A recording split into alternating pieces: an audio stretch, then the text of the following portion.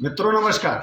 मैं उमेश द्विवेदी, राष्ट्रीय महामंत्री, राष्ट्रीय युवा महासभा भारत, रियासत इंडिया। मित्रों, आजकल जातियों के आधार पर समाज को बांटा जा रहा है। इन बांटी हुई जातियों में भी शायद समझदारी जैसा शब्द विलुप्त होता चला जा रहा है। चंद नेता लोग अपनी राजनीतिक स्वार्थवश राजनीतिक लाभ के लिए लोगों को जातियों में विभाजित करते चले जा रहे हैं। इन लोगों को भी ये समझ में नहीं आ रहा है कि हम अपने ही लोगों से आपस में बैरभाव पैदा कर रहे हैं, जिसका इन्हें चंद्र लाभ नहीं मिलेगा, चंद मात्र लाभ भी नहीं मिलेगा। और ये लगातार आपस में एक दूसरे के प्रति बैरभाव पैदा करते चले जा रहे हैं। उनमें हिंदू पहले शुरू किया गया, हिंदू और मुस्लिम, हिंदू मुस्लिम से फिर दलित वर्ग, बैकवर्ड और सामान्य वर्ग, इन तीनों को बांटा गया। और अब तो सामान्य में भी बंटवारा हो गया है। कोई क्षत्रिय है तो कोई पंडित है, कोई वैश्य है, कोई कायस्थ है।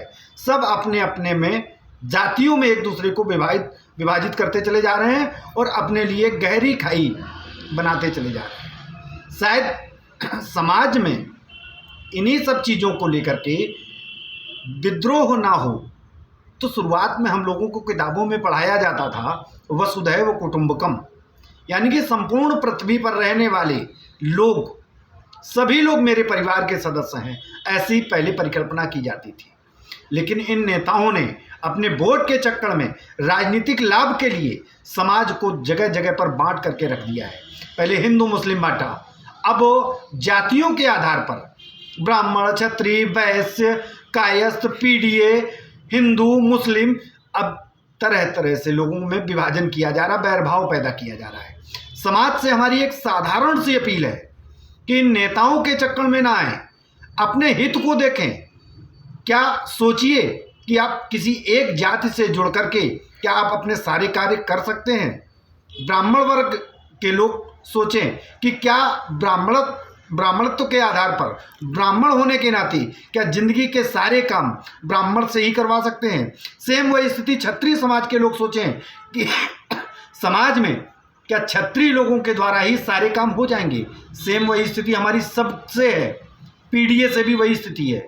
पीडीए का मतलब हो गया पिछड़ा, दलित, अल्पसंख्यक, जैसा कि अखिलेश यादव का मानना है। लेकिन ये राजनीतिक लोग आप लोगों को बुरी तरीके से फंसाते चले जा रहे हैं। समाज में जगह जगह पर खाई बनाते चले जा रहे हैं। हम आपस में एक साथ बैठ नहीं सकते हैं। हम त्योहारों की स्थितियों को देख रहे हैं कि दिन प्रतिदिन इतना बैरभाव होता चला जा रहा है। जहां पर सामाजिक संस्कृतियों के साथ लोग बैठ करके आपस में चर्चा करते थे, एक ग्रुप बना करके चर्चाएं होती थी, कल क्या होना चाहिए, समाज किस दिशा में जाना चाहिए, इस दिशा में बैठ करके लोग चर्चा करना शुरू कर देते थे। लेकिन आज की स्थितियों में वो सारी चीज़ें पूर्ण रूप से विलुप्त होती चली जा रही हैं। तो समाज से हमारा एक बार फिर से निवेदन है कि इन सब लोगों के चक्कर में मत पड़िए। आप वसुधैव कुटुंबकम को पढ़ करके आए हैं, आप उसी परिकल्पना पर जीने का प्रयास करिए, उसी तरीके से अपने आप को आगे बढ़ाइए। निश्चित है कि आप लोग कहीं ना कहीं किसी न किसी से प्रेरित हैं। जिस दिन प्रेरणा की आवाज़ सुनना बंद कर देंगे, ये जाति विभेद खत्म हो जाएगा। आप इन लोगों की चर्चाओं में अगर नहीं आते हैं तो निश्चित तौर पर आपका जीवन सुखद और संपन्न होगा। इन लोगों की बातों को सुनना बंद कर दीजिए। तरह तरह के जातीय संगठन बन चुके हैं, लेकिन उन जातीय संगठन के लोगों से पूछिए कि आपके साथ जो व्यापारिक संबंध हैं, आपके बच्चे कहाँ पढ़ रहे हैं, क्या निश्चित है उसी जाति के लोगों के साथ पढ़ रहे होंगे? नहीं पढ़ रहे हैं। वो अपने लिए अब सारे काम निकालने के लिए अन्य लोगों से संपर्क कर लेते हैं, लेकिन आपको लड़ाने के लिए एक जातीय बंधन बांध देते हैं और आप शायद उन्हीं लोगों के बीच में बरगला जाते हैं, बहक जाते हैं। तो आपको बहकना नहीं है। आप अपने करियर को देखिए, अपने भविष्य को देखिए और अपना उत्थान कैसे कर सकते हैं उस दिशा में आगे बढ़िए। इन वोट के लालची लोगों के चक्कर में मत पड़िए। ये वोट के लालची लोग आपको आपके परिवार से भी अलग करा सकते हैं। इसलिए हमारा मानना है कि आप अगर सही दिशा चुनेंगे और जाति बंधन से आप या जाति सत्ता का जो मतलब जो समर्थन इस समय चल रहा है अपनी अपनी जाति का, उसका जिस दिन आप विरोध करना शुरू कर देंगे तो ये वोट के चंद लालची लोग आपसे दूर हट करके ये पुनः अपनी सामाजिक स्थिति का आकलन करने लगे। इनको सामाजिक स्थिति का आकलन हो जाएगा, आपके माध्यम से भी होगा और इनको आईना भी देखने को मिल जाएगा। इसलिए निवेदन है मित्रों आपसे कि आप जातीयता का विरोध करिए, कि कोई भी जाति शब्द, जहाँ पर जाति संगठन चल रहे हो वहाँ पर आप जाना बंद कर दीजिए। हम वसुधैव कुटुंबकम की परिकल्पना से जीवन को जीते चले आ रहे हैं और आज हमको चंद लालची लोग ये बताएंगे कि हम फला जाति के हैं। मैं मानता हूँ कि हमारा कोई भी काम एक जाति से संपन्न नहीं हो सकता है। तो इन लोगों ने ये कैसे विचार बना लिया कि जातीयता में बांट करके हम वोट को प्राप्त कर लें और इन लोगों को झोंक दें। कोई भी एक राजनेता हमको ऐसा बता दीजिए जिसने जातीयता के आधार पर केवल अपने लोगों का विकास किया हो। क्योंकि वोट के समय तो वो आपको अपने बंधन में बांधने का प्रयास करेगा, अपने लक्ष्यदार बातों में फंसाने का प्रयास करेगा, लेकिन जैसे ही वोट की स्थिति खत्म हो जाती है तो सबसे पहले वह उन लोगों को लाभ देने का काम करता है जिन्होंने वोट नहीं दिया था। क्योंकि वो आपको अपने घर का एक बंधुआ मान लेता है, वो तो ये मानता है कि आप उसके लिए बंधुआ हो, इसलिए वो आपकी परिकल्पना या आपके अनुसार कार्य नहीं करेगा। वो उन लोगों को साधने का प्रयास करने लगता है जो उसका विरोध कर रहे थे। इसलिए इन नेताओं के चक्कर में मत पड़िए और जातीय सजातीय जैसे शब्दों का प्रयोग बंद कर दीजिए। समाज में बहुतायत बड़ी एक संख्या ऐसी पैदा होती चली जा रही है जो जिसके मुख से सुनो केवल यही, हम अपने समाज का काम करने जा रहे हैं। अरे समाज तो वो है जो आपके अड़ोस पड़ोस में किसी भी जाति का व्यक्ति है, वो आपका समाज है।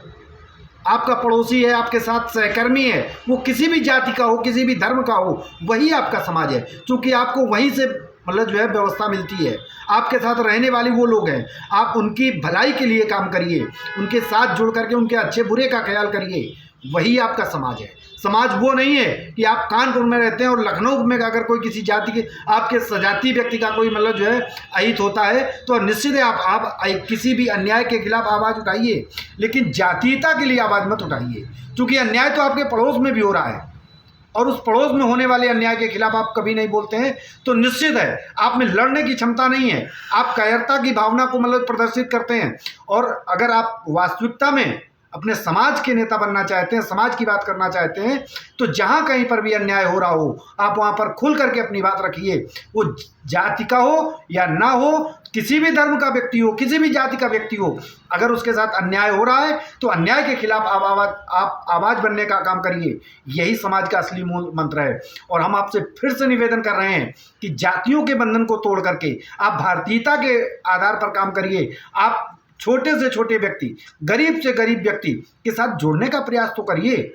आप देखिए जो गरीब आपको सम्मान देगा, हो सकता है अंबानी के यहाँ वो आपको सम्मान ना मिले, क्योंकि अंबानी के यहाँ पहुँचने वाले आप तरीके लोग भी नहीं हैं और पहुँच भी नहीं पाएंगे। लेकिन गरीब आपका इंतजार करता है, गरीब आपको चाहता है कि आप हमारे भी उत्थान की बात करिए। तो आज समाज में गरीब के उत्थान की बात कोई नहीं करने वाला है। हम चाहते हैं कि वसुधैव कुटुंबकम की भावना को लेकर के आप जब जमीन पर जुड़े व्यक्ति निचले से निचले स्तर पर जाकर के उनके साथ खड़े होने का प्रयास करेंगे, उनकी समस्याओं को उठाने का काम करेंगे, तो निश्चित तौर पर आपको समाज अपना अग्रणी मानेगा, आपको नेतृत्व देगा। आप उनके साथ खड़े होइए, आप जाति विभेद को ख़त्म करने का काम करिए और इन चंद वोट के लालची लोगों की बात को सुनना बंद कर दीजिए। ये सौदागर होते हैं, ये आपको बेचने का काम करते हैं। निश्चित है ये लालची लोग हैं, इनको छोड़िए, इनसे दूर हटिए। और समाज में फिर से एक बार आपसे आग्रह कर रहे हैं कि वसुधैव कुटुंबकम की भावना के साथ आप आगे बढ़ने का काम करिए। मित्रों नमस्कार।